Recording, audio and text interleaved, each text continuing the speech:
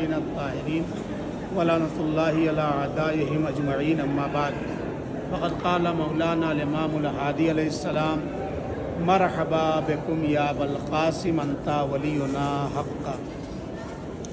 ابھی جس جگہ پر ہم لوگ زیارت کرنے کے لیے آئے ہیں یہاں پر 3 امام ذات دفن ہیں۔ سب سے پہلے امام حسن مجتبیٰ علیہ السلام کے پوتے جناب شاہ عبدالعظیم حسنی ہیں۔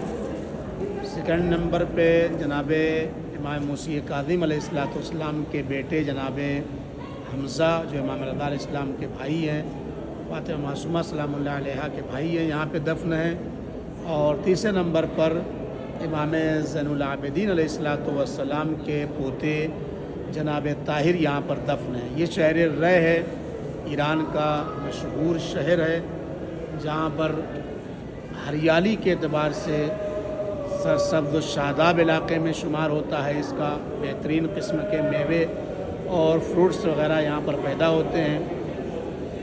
امام حسین صلی والسلام کے قتل میں جن ملاعین کے ہاتھ تھے ان میں سے ایک عمر سعد نے بھی امام کے اس قتل میں حصہ لیا، اور اس کو لالچ دی گئی تھی اسی ملک رے کی حکومت کا۔ امام نے جب ان سے پوچھا کہ اس ملعون سے کہ تم مجھے کیوں قتل کرنا چاہتے ہو، تو اس نے یہی کہا تھا کہ مجھے ملک رے کی حکومت ملنے والی ہے، اس کی لالچ میں یہ کام کرنے جا رہا ہوں۔ امام علیہ السلام نے جواب دیا تھا کہ ملک رے کی حکومت تو بہت دور کی بات ہے، وہاں کے گیہوں کا ایک چھلکا بھی تمہیں نصیب ہونے والا نہیں ہے۔ پھر بھی امام نے جواب دیا کیوں تم پر یہ نصیحت اثر انداز نہیں ہو رہی ہے؟ امام نے جواب دیا خطبے میں قد ملیت بطونکم من الحرام، چونکہ تمہارا پیٹ مال حرام سے بھر چکا ہے، اس لیے امام کی باتیں تم پر اثر انداز نہیں ہو رہی ہیں۔ بہرحال وہ لعنتی ہمیشہ کے لیے لعنتی قرار پایا۔ اس نے اپنے ہاتھوں کو سرکار سید الشہداء کے خون سے رنگین کیا اور ہمیشہ کی لعنتی بن گیا، اور یہاں کی حکومت کو درکنار، جیسا کہ امام نے فرمایا تھا، گیہوں کے چھلکے کا ایک دانہ بھی اس کو چھلکا بھی نصیب نہیں ہوا۔ لہذا یہی شہر رے ہے۔ شاہ عبدالعظیم حسنی یہاں پر دفن ہیں، جو امام حسن مجتبیٰ دوسرے امام کے پوتے ہیں۔ بہت بڑے بزرگ شخصیت انسان تھے۔ تاریخ میں ملتا ہے کہ آپ صائم النہار اور قائم اللیل تھے، یعنی پوری رات عبادت کرتے تھے اور ہمیشہ دنوں میں روزہ رکھتے تھے۔ انڈر گراؤنڈ کی زندگی گزارتے تھے، چونکہ دستگاہ خلافت عباسی سے ڈر تھا آپ کو پکڑ کر شہید نہ کر دے، لہذا آپ چھپ کے رہتے تھے۔ صرف شب جمعہ نکل کر کے یہاں پر آتے تھے، ایک قبر پر بیٹھ کے فاتحہ پڑھتے تھے۔ لوگوں نے پوچھا یہ کس کی قبر ہے، تو انہوں نے بتایا کہ یہ خود قبر ہے جناب حمزہ کی، جو امام رضا علیہ السلام کے بھائی ہیں۔ اس کا مطلب ہے شاہ عبدالعظیم حسنی سے پہلے اس سرزمین پر جناب حمزہ کو دفن کیا گیا تھا، اور خود شاہ عبدالعظیم حسنی جیسی شخصیت بھی ان کی زیارت کرنے کے لیے یہاں پر آیا کرتے تھے۔ شاہ عبدالعظیم حسنی کے لیے زیارت میں ملتا ہے ہمارا سلام ہو اس شاہ عبدالعظیم حسنی پر کہ جن کی زیارت کا ثواب امام حسین علیہ السلام کی زیارت کے برابر قرار دیا گیا ہے۔ دیکھیے امام نہیں تھے، لیکن مرتبہ اہل بیت علیہ السلام نے اتنا دیا ہے، چونکہ معرف اہل بیت کو دنیا کے سامنے پیش کیا اور تشیعوں کے پرچم کو یہاں پر بلند کر کے شیعوں کی خدمات انجام دی تھی۔ لہذا بہت زبردست اپنے دور کے محدث بھی ہیں اور شاگرد رہے ہیں۔ آپ 7ویں امام کے دور میں پیدا ہوئے ہیں، امام رضا علیہ السلام کے شاگرد رہے ہیں، امام جواد علیہ السلام 9 امام کے شاگرد رہے ہیں، امام دوم 10ویں امام کے شاگرد رہے ہیں، کسب فیض کیا ہے۔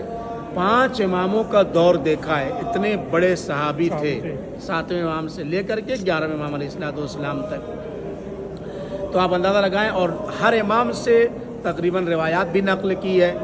آپ ابھی ایک کتاب چھپی ہے جس کے اندر 150 روایتیں ہیں، تمام روایتوں کے راوی شاہ عبدالعظیم حسنی تنہا ہیں، اخلاقی ہیں۔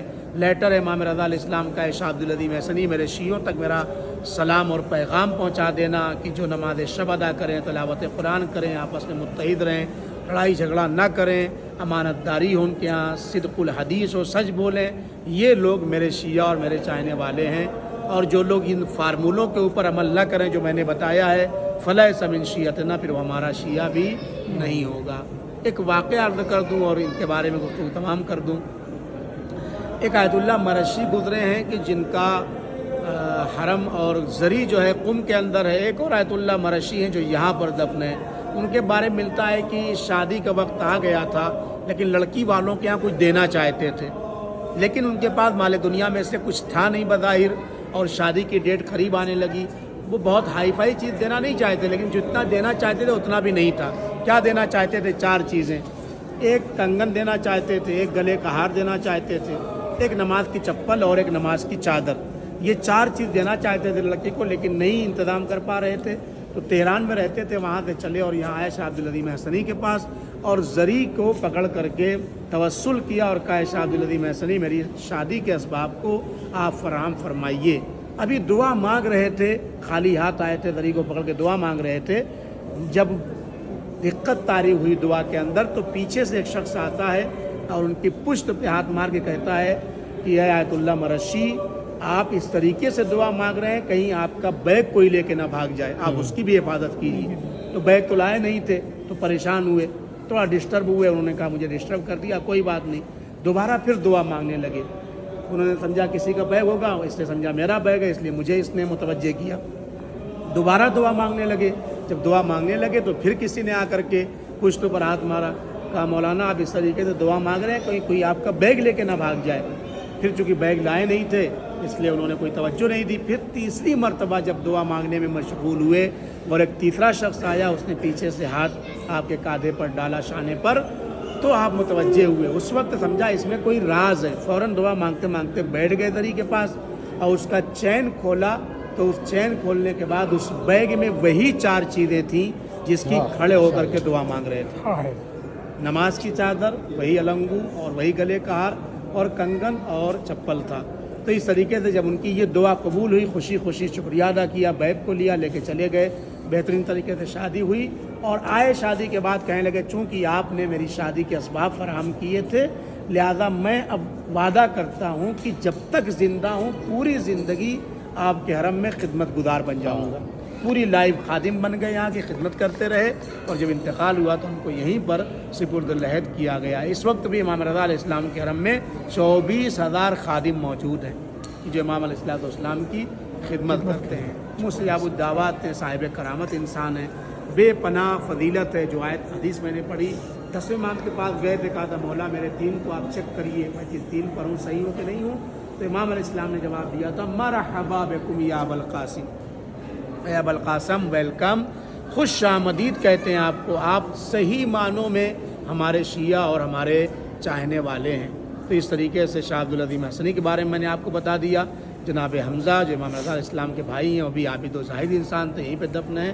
اور آخر میں جناب طاہر ہیں جو امام صلی اللہ علیہ وسلم کے پوتے ہیں.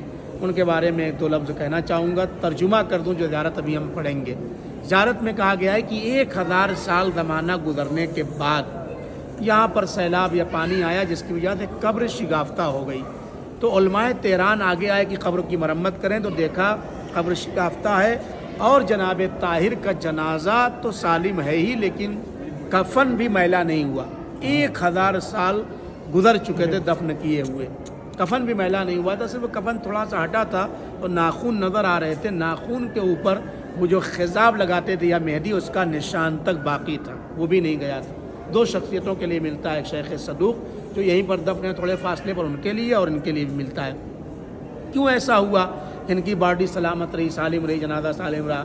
زیارت کا ترجمہ ہے یہ, یعنی اللہ تعالیٰ نے یہ چاہا, یہ اہتمام کیا کہ دنیا والوں کے سامنے ان کی عظمت واضح اور آشکار ہو جائے کہ جب ایک امام زادے کا یہ عالم ہے کہ 1000 سال زمانہ گزرنے کے بعد کفن تک میلا نہیں ہوا, زمین و زمان نے اثر نہیں کیا, تو پھر جن کی نسل سے یہ امام زادے ہیں ان کے آباء و اجداد امام سجاد اور امیر المومنین کا کیا عالم ہوگا. اور جب ان لوگوں پر زمانہ اثر انداز نہیں ہوتا ہے تو امام زمانہ علیہ السلام پر زمانہ کیسے اثر انداز ہوگا؟ امام زمانہ کا مطلب ہے وہ زمانے پر اثر رکھتے ہیں لیکن زمانہ ان کے اوپر اثر نہیں رکھتا ہے. لہذا جب ظہور انشاءاللہ کریں گے تو جوان ہوں گے, روایات میں ہے. اگر ہم بھی چاہتے ہیں ہماری باڈی مرنے کے بعد حشرات سے محفوظ رہے تو ہمیں چاہیے کہ ہم غسل جمعہ کی پابندی کریں. غسل جمعہ کرنے کا ایک فائدہ یہ ہے کہ مرنے کے بعد ہماری باڈی محفوظ رہتی ہے حشرات وغیرہ سے, اور ثواب اپنی جگہ پر ہے. تو انشاءاللہ تینوں ایمانداروں کی میں زیارت یہیں سے پڑھا دیتا ہوں. راستہ مت بھولیے گا، چونکہ اندر جا کر کے بہت زیادہ گیٹ سے